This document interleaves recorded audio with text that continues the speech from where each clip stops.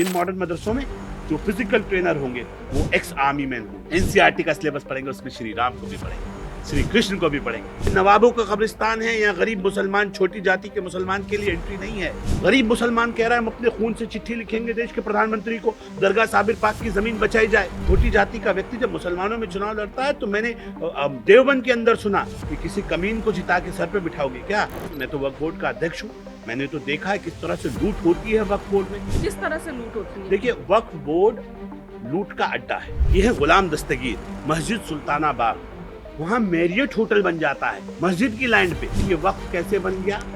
ये कैसे बन गया मैरियट होटल? कौन सी सेटिंग गेटिंग हुई? ये वक्फ की जमीन पे बना वक्फ की जमीन पे बना है मैरियट। आप कहते हैं मेरे लिए बाबरी थी, बाबरी है, बाबरी रहेगी। ये 400 साल पुरानी मस्जिद है, कुतुब शाही मस्जिद हैदराबाद। ये तोड़ी गई, ये तोड़ी जाती है मस्जिद। तोड़ने वाले MIM के नेता, उनके करीबी, मेगा ड्रीम प्रोजेक्ट चल रहा है। अरे वाह, ये जो आपको दिखाई दे रहे हैं ना मुसलमान टीवी के ऊपर विरोध करते हुए, मुसलमान नहीं है, पॉलिटिकल मुसलमान है। मैंने अभी बोला कि दाढ़ी वाला, टोपी वाला, इस्लाम में तो कॉन्सेप्ट ही नहीं है। तो ये जो पुतले दहन कर रहे हैं, इस्लाम में तो दहन होता ही नहीं ना। गोल टोपी का सहारा क्यों ले रहे हो? ये गोल टोपी के सहारे क्या गोल गोल करना चाहते हो? चिंता मत करो, सब देख रहे हैं कैसे हमारी लाशों के ऊपर सत्ता का रास्ता तलाशने की कोशिश की जा रही है। गरीब मुसलमान समझ रहा है इस बात को। और इसी तरह का एक भ्रमजाल फैलाया गया था CAA के टाइम पर भी, जब ये कहा गया था कि मुसलमानों के खिलाफ ये सब कुछ हो रहा है, जबकि भारतीय मुसलमान का उससे कोई लेना देना नहीं था। अब इस मामले में भी वही किया जा रहा है। असल में खेल क्या चल रहा है? खेल ये चल रहा है कि लाल टोपी पीछे छुपे बैठी है और गोल टोपी को आगे कर रही है। यानी कि अखिलेश यादव पीछे हैं और अपने कार्यकर्ताओं को गोल टोपी पहना के आगे ला रहे हैं कि आप मुसलमान हैं, मुसलमान बन के दिखाओ। कांग्रेस पार्टी अपने कार्यकर्ताओं को कह रही है तुम मुसलमान हो, गोल टोपियों में आगे आओ। राजद कह रहा है कि गोल टोपियां पहनो और आगे आओ। चीख चीख के कह रहा है लाल किला और ताजमहल हमने यहाँ 400 साल हुकूमत की, 500 साल हुकूमत की, 700 साल हुकूमत। तो आपने की होगी, आपके बड़ों ने की होगी, हमने नहीं की। हमारे लिए तो आक्रांता थे ये। औरंगजेब, आप चाहते होंगे औरंगजेब को, आप होंगे औरंगजेब के वंशज, हम नहीं है। देश का गरीब पसमानदा मुसलमान नहीं है। मैं बड़ी जिम्मेदारी से इस बात को कह रहा हूँ। पूरे देश का, पूरे हिंदुस्तान का इमाम का श्री राम को ये अगर किरदार हो तो श्री राम जैसा, जिसने क्या कहा, एक पिता ने एक वचन दिया, रघुकुल रीत सदा चली आई, प्राण जाए पर वचन न जाए। वो उसे वचन को निभाने वाला ऐसा व्यक्ति, ऐसा मेरा आइडल होगा जो अपने वालिद के एक कौल के लिए सब कुछ छोड़ दे। वक्फ बोर्ड संशोधन बिल दोनों ही सदनों से पास हो चुका है, एक कानून बन चुका है, देश में लागू हो चुका है, लेकिन उसके बाद कई तरह के सवाल उठ रहे हैं। मुस्लिम समुदाय के अंदर ये सवाल उठ रहे हैं कि क्या ये सही है। एक बड़ा वर्ग है जो खुश है, एक वर्ग ऐसा भी है जो इससे नाखुश है। मुसलमानों की राजनीति करने वाले इसे मुसलमानों के अहित में बता रहे हैं, उनके नुकसान के तौर पे बता रहे हैं। लेकिन क्या यही सच है? वक्फ बोर्ड में संशोधन की ज़रूरत आखिर पड़ी क्यों? और अगर ये संशोधन हो जाता है तो मुस्लिम समुदाय में क्या बदलाव आएंगे और क्यों इसकी ज़रूरत थी, ये वक्फ बोर्ड के मेंबर से बेहतर कोई नहीं जान सकता। और इसीलिए इन सवालों के जवाबों को ढूंढने के लिए आज हमारे साथ एक खास मेहमान है। तो पांचजन्य के विशेष संवाद में आपका स्वागत है और ये हमारे साथ खास मेहमान है शादाब शम्स जी, जो उत्तराखंड वक्फ बोर्ड के अध्यक्ष हैं। शादाब जी, आपका बहुत बहुत स्वागत है। बहुत धन्यवाद।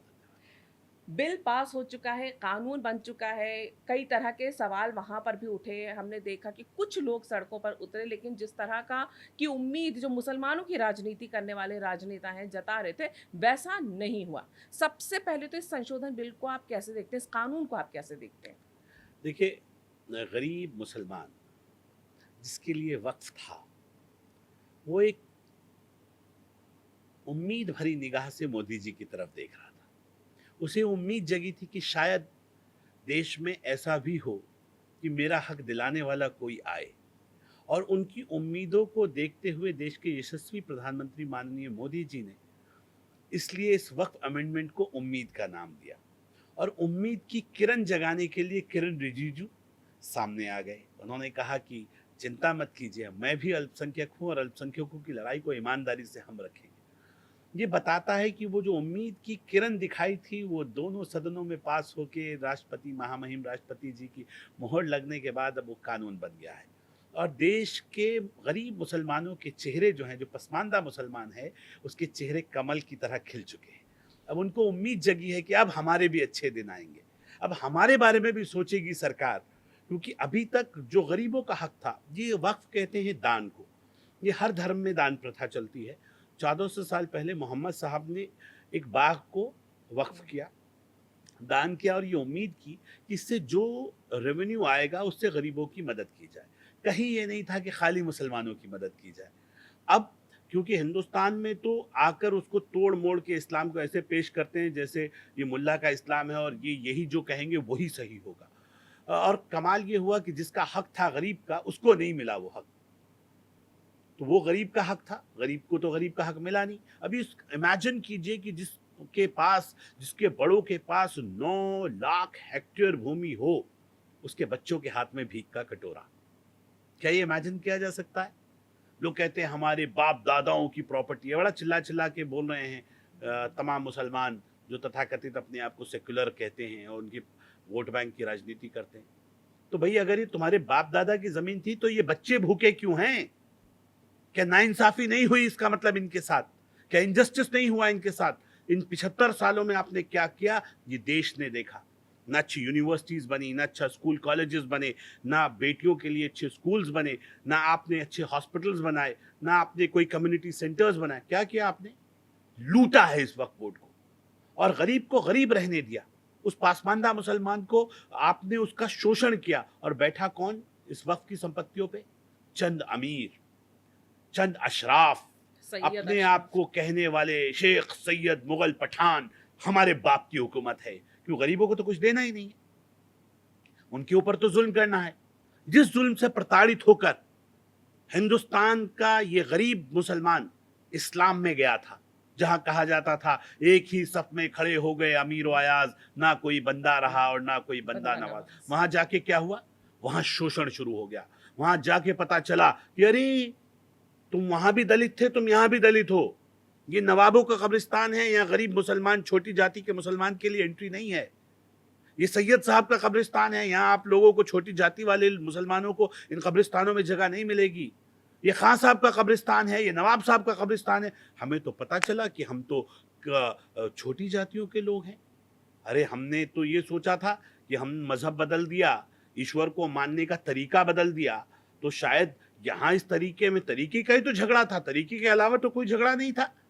कि ईश्वर को मानने का तरीका बदला, इसीलिए बदला कि वहां यहाँ छुआछूत होती थी तो वहां चले गए, लेकिन वहां तो इससे ज्यादा छुआछूत चल रही है।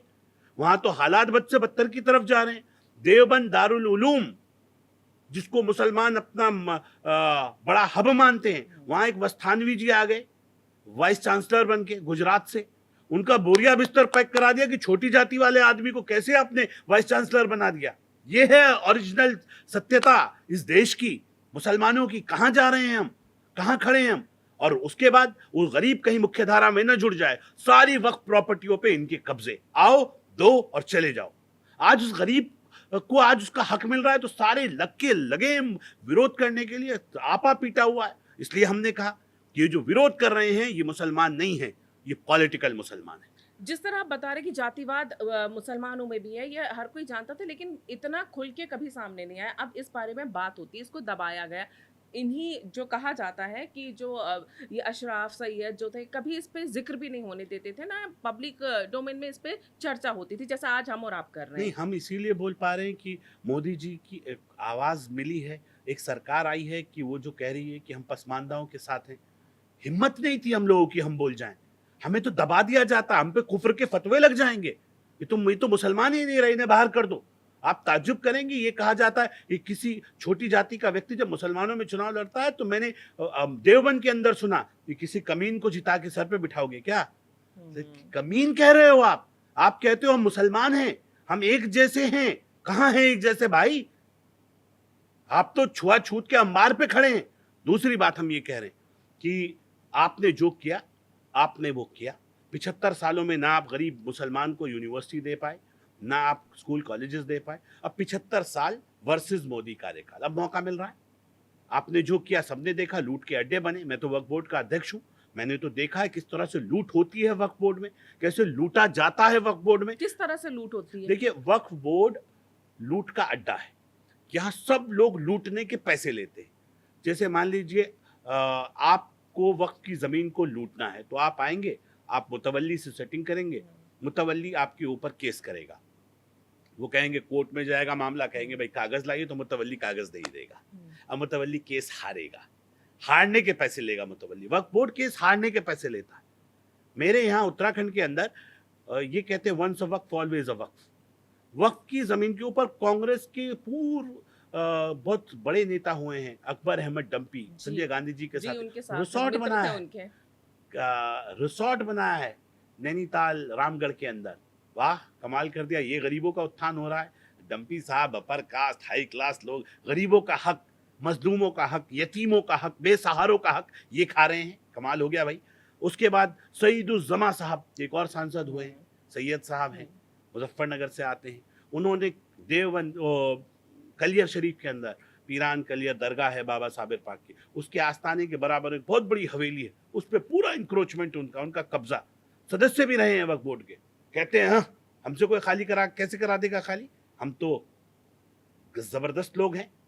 वहां के मौलाना जो गद्दी नशीन हैं दरगाह के, हजारों एकड़ जमीन, उनके बड़े कहते थे हमारे बदन के कपड़े भी दरगाह साबिर पाक की अमानत हैं। वो मालिक बन गए, उस प्रॉपर्टी को अपने नाम पे दर्ज करा दिया।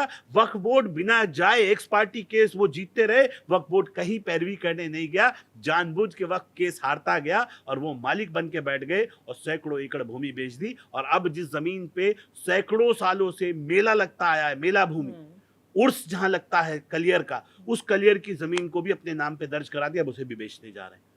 क्या लूट है भाई। गरीब मुसलमान कह रहा है हम अपने खून से चिट्ठी लिखेंगे देश के प्रधानमंत्री को, दरगाह साबिर पाक की जमीन बचाई जाए।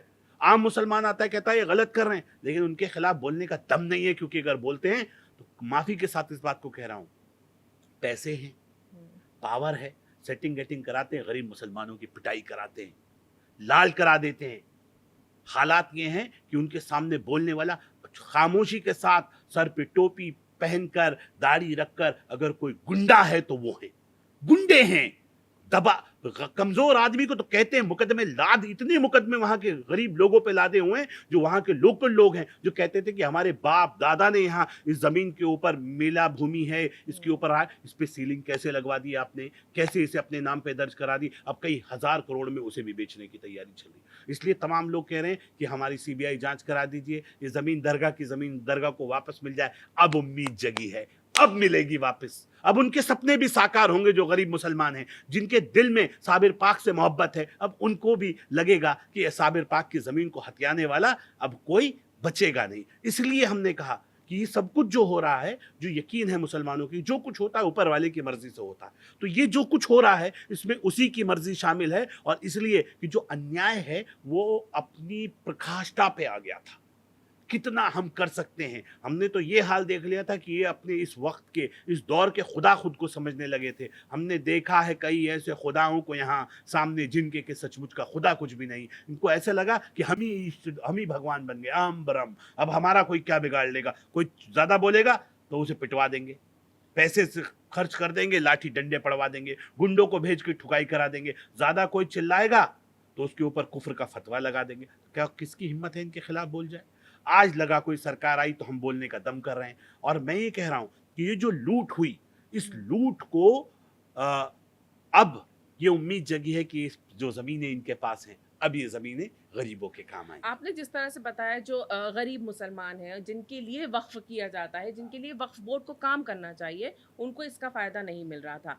लेकिन वहीं जो हम बात कर रहे थे मुसलमानों की राजनीति करने वाले, या जितने भी अशराफ जिनकी आप बात कर रहे हैं, जो कब्जा करके बैठे हुए थे वक्फ बोर्ड के ऊपर, वही लोग अब इन्हीं मुसलमानों को भड़काते भी हैं कि तुम्हारे हक छीने जा रहे हैं। मुसलमानों के हक जो है ये सरकार छीन रही है। और इसी तरह का एक भ्रमजाल फैलाया गया था सीएए के टाइम पर भी, जब ये कहा गया था कि मुसलमानों के खिलाफ ये सब कुछ हो रहा है, जबकि भारतीय मुसलमान का उससे कोई लेना देना नहीं था। अब इस मामले में भी वही किया जा रहा है। आपको लगता है कि जिन पसमानदा मुसलमानों की आप बात करें, जिनके हक की बात करें, जिनको इसका सबसे ज़्यादा फ़ायदा मिलने वाला है, वो अब उनकी बातों में नहीं आएगा, या उसे अब बरगलाया नहीं जा सकता? बिल्कुल नहीं आएगा उनकी बातों में। ये जो आपको दिखाई दे रहा है ना, मुसलमान टीवी के ऊपर विरोध करते हुए, मुसलमान नहीं है, पॉलिटिकल मुसलमान है, मैंने अभी बोला। और पॉलिटिकल मुसलमान इसलिए भी मैं बोल रहा हूँ कि दाढ़ी वाला टोपी वाला इस्लाम में तो कॉन्सेप्ट ही नहीं है दहन का। तो ये जो पुतले दहन कर रहे हैं, इस्लाम में तो दहन होता ही नहीं ना। तो ये दहन करने वाले या तो मुसलमान नहीं है, ये स्वीकार करें ये पॉलिटिकल मुसलमान है। असल में खेल क्या चल रहा है? खेल ये चल रहा है कि लाल टोपी पीछे छुपे बैठी है और गोल टोपी को आगे कर रही है। यानी कि अखिलेश यादव पीछे हैं और अपने कार्यकर्ताओं को गोल टोपी पहना के आगे ला रहे हैं कि आप मुसलमान हैं, मुसलमान बन के दिखाओ। कांग्रेस पार्टी अपने कार्यकर्ताओं को कह रही है तुम मुसलमान हो, गोल टोपियों में आगे आओ। राजद कह रहा है कि गोल टोपियां पहनो और आगे आओ। हम ये कह रहे हैं इतने कमजोर हो गया विपक्ष, ये लोकतंत्र है, इतना दम रखो कि जो लोग तुम्हें वोट देते हैं तुम तो मुसलमानों के साथ भी धोखा कर रहे हो, उनके साथ भी तो छल कर रहे हो। लोकतंत्र में अगर आपको लगता है कि उनके साथ अन्याय हो रहा है तो आप पॉलिटिकल लड़ाई लड़िए, आप फ्रंट फुट पे आइए, आप कहिए समाजवादी पार्टी की लड़ाई है, हमारे कार्यकर्ताओं के साथ गलत हो रहा है, हमें लगता है आप में दम है। कांग्रेस कहती नहीं ये गलत है, आप गलत कर रहे हैं, हम कांग्रेस पार्टी इनकी लड़ाई लड़ेगी। राहुल गांधी जी तो भाग गए, दो शब्द नहीं बोल पाए वो वक्फ अमेंडमेंट बिल पे पार्लियामेंट के अंदर, ना वो बोले ना उनकी दीदी बोली प्रियंका जी। अखिलेश यादव जी ने ईरान से तुरान की बात की लेकिन वक्त पे कुछ नहीं बोला। तो इससे ये दिखता है कि उनके साथ भी धोखा कर रहे हैं लोग। अगर दम है तो अपने झंडे लेके आओ, आप लाल टोपी वाले हो लाल टोपी लेके आओ, एक सफेद गांधीवादी टोपी वाले हैं वो गांधी वाली टोपी लेके आए, एक हरी टोपी वाला राजद है वो हरी टोपी के साथ है। गोल टोपी का सहारा क्यों ले रहे हो? ये गोल टोपी के सहारे क्या गोल गोल करना चाहते हो? चिंता मत करो, पब्लिक सब जानती है, आज का माहौल बदल गया है। लोग सब टीवी चैनल्स देख रहे हैं, सब सोशल मीडिया पे देख रहे हैं, सब देख रहे हैं कैसे हमारी लाशों के ऊपर सत्ता का रास्ता तलाशने की कोशिश की जा रही है। गरीब मुसलमान समझ रहा है इस बात को कि मेरे साथ ये जो छल की राजनीति की जा रही है, मेरी लड़ाई वोट में आपको दूं, 5 साल तक वोट आपको दूं, और मेरी लड़ाई हो तो आज आप कह रहे हो कि नहीं हम नहीं लड़ेंगे, पीछे से लड़ेंगे हम आपकी लड़ाई। आप जाओ, आप जलाओ, अराजक कर दो देश को जला दो, सरकारों को अस्थिर कर दो, माहौल खराब कर दो, और मरेगा कौन? ये गरीब मुसलमान। पिटेगा कौन? ये गरीब मुसलमान। और बाद में पीछे से क्या कहेंगे कि अब हमें रास्ता मिल गया है सत्ता तक पहुंचने का।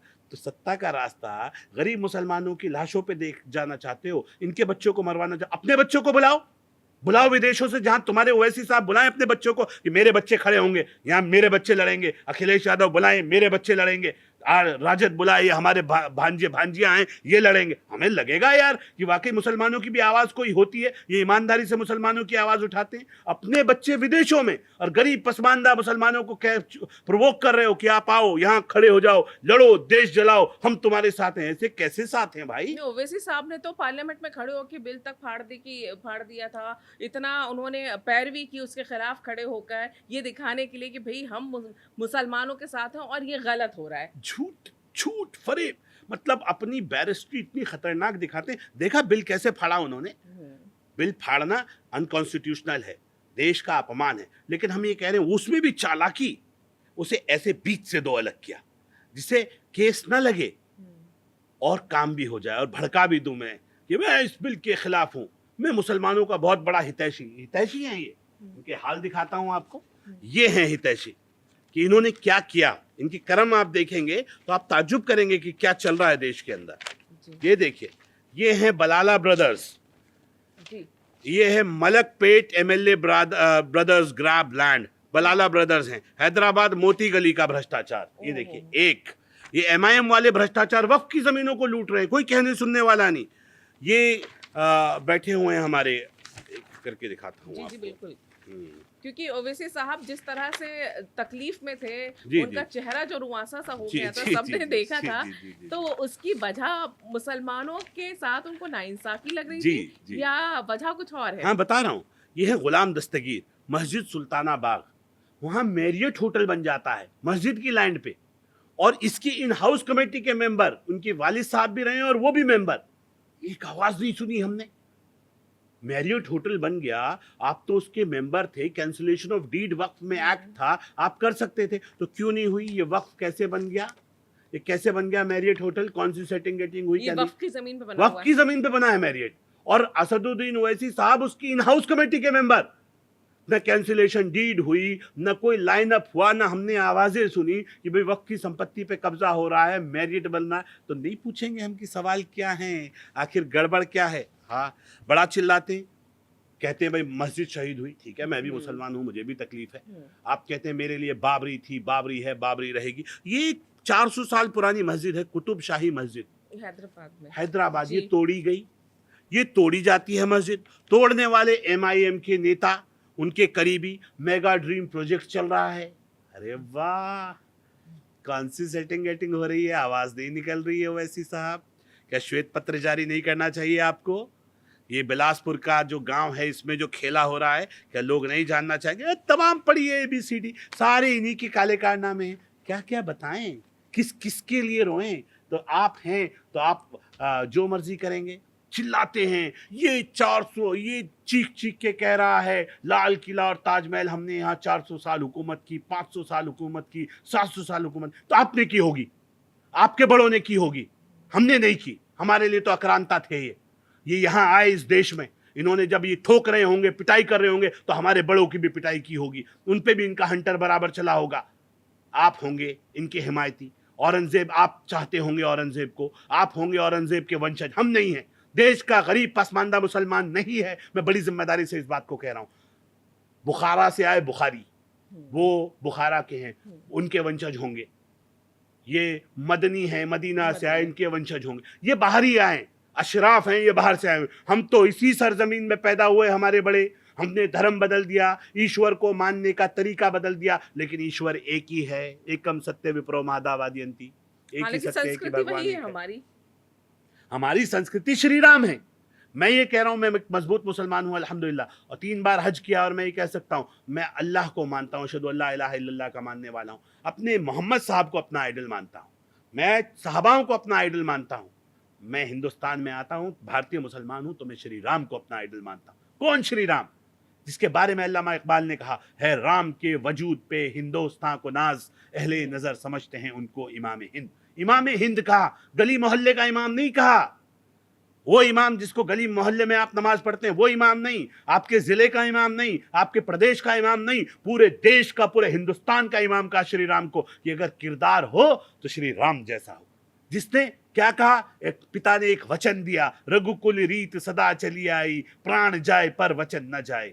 वो उसे वचन को निभाने वाला ऐसा व्यक्ति, ऐसा मेरा आइडल होगा जो अपने वालिद के एक कौल के लिए सब कुछ छोड़ दे। औरंगजेब होगा आइडल क्या?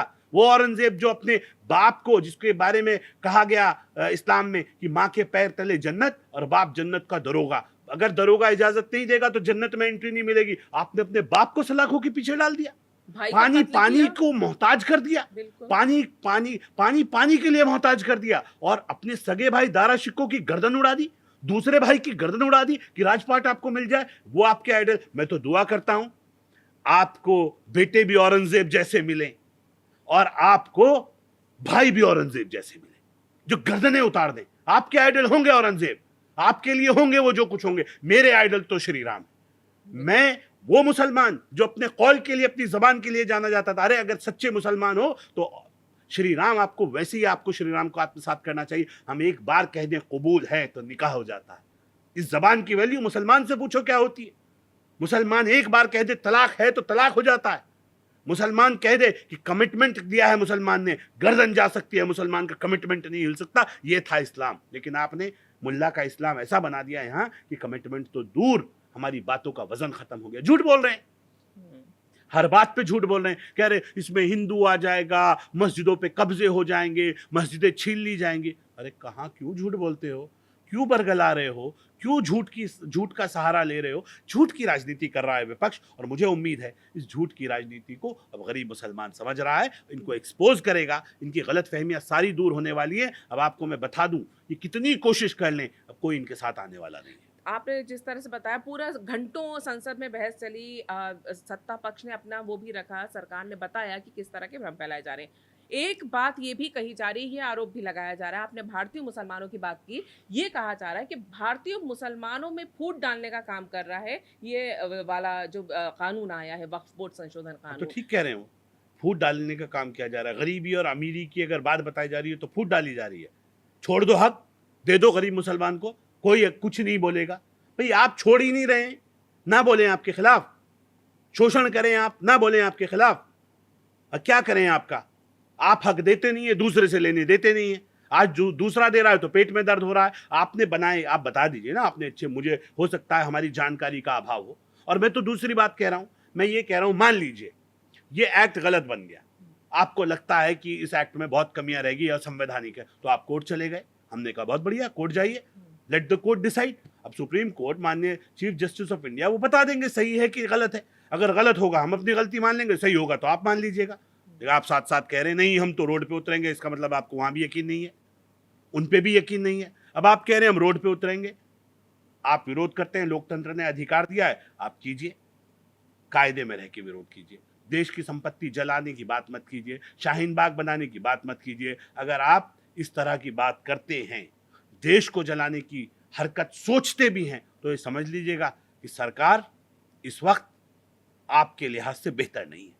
ये कानून आने के बाद अब आपको क्या लगता है कि क्या बदलाव आएंगे अब वक्फ बोर्ड के अंदर, और कितना भारतीय मुसलमानों के हित में, विशेष तौर से जो पसमानदाओं की आप बात कर रहे हैं या गरीब मुसलमानों की बात कर रहे हैं, उनको क्या उम्मीदें रहती हैं? अब आगे क्या हो सकता है इसमें बदलाव? गरीब मुसलमानों के अच्छे दिन आने वाले हैं। मैं बड़ी जिम्मेदारी से इस बात को कह रहा हूँ।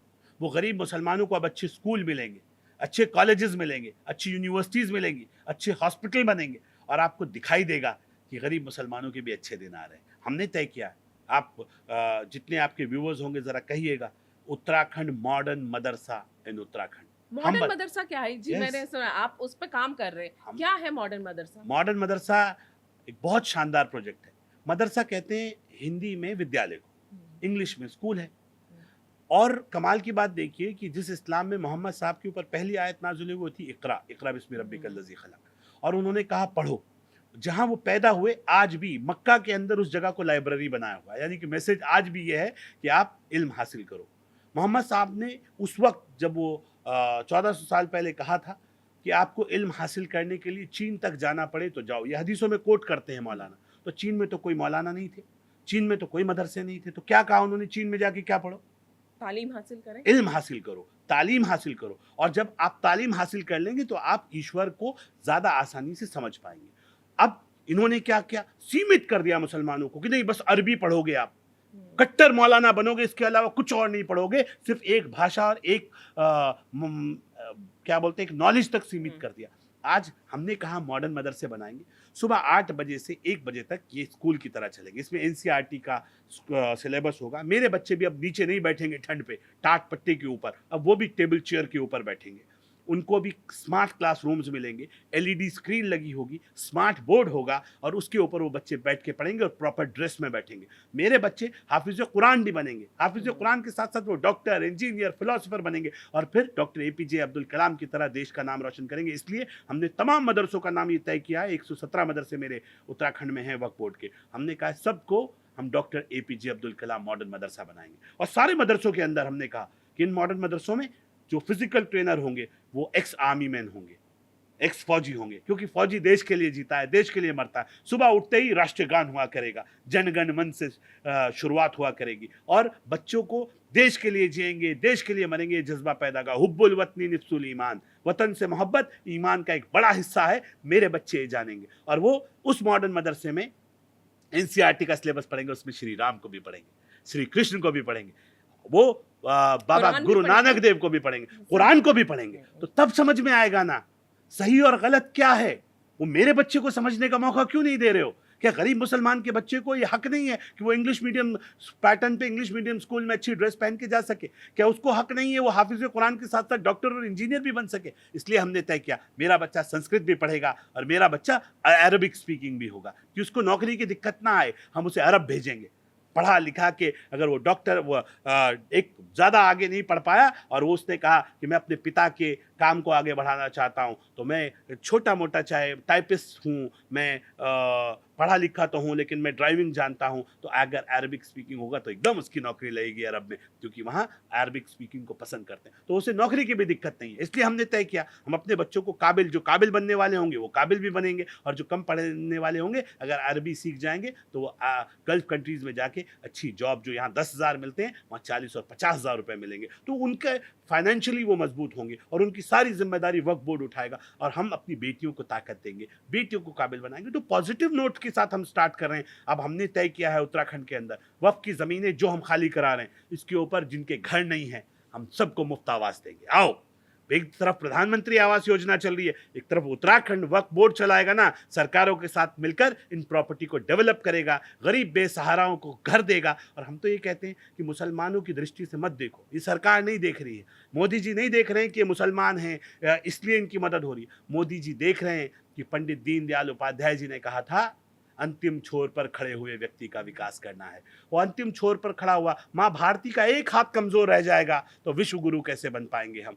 देश को विश्व गुरु बनाना है तो इस कमजोर हाथ को भी ताकत देनी है। तो इस कमजोर हाथ को ताकत सरकारी पैसे से न देके वक्फ बोर्ड का सहारा लेते हुए इन कम्युनिटी को, इसके जो गरीब तबका है, इसको खड़ा कर देंगे तो माँ भारती का ये हाथ भी ताकतवर हो जाएगा। और जब ये ताकतवर हो जाएगा और राष्ट्रवादी विचारधारा से ओतप्रोत होगा तो हमें विश्व गुरु बनने से कोई रोक नहीं। लेकिन जो आपका मॉडर्न मदरसे का कॉन्सेप्ट है वो पारंपरिक मदरसों को तो काफ़ी खलने वाला है, और जो उनका तरीका है उसके ऊपर कई सवाल भी उठ जाएंगे, तो उसके लिए भी आप तैयार हैं? किस उठ तरह जाएंगे नहीं, उठ उठ रहे हैं? चुके हैं। आप ताज्जुब करेंगी, देवभूमि उत्तराखंड में शादाब शम्स कह रहा है मदरसा बनाएंगे और मौलाना कह रहे हैं मदरसा मत बनाओ, इसे स्कूल बना दो।